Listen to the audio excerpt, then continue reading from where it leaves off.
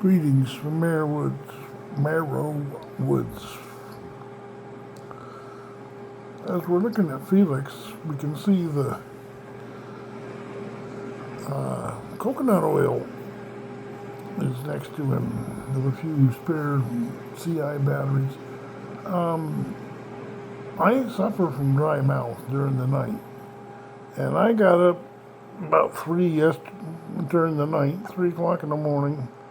I woke up and I looked on YouTube for what's a remedy for dry mouth. And they said just take like a 1/4 teaspoon of coconut oil and just eat that, neat like that. I'm already eating apple cider vinegar, and that's doing my blood sugar level a world of good. But for dry mouth, I might just,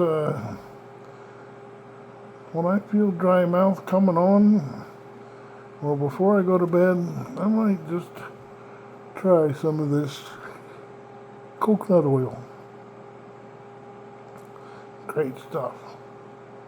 Great cat. He just came in from being outside. He had just ate a can of cat food and washing up after his meal, as I always does.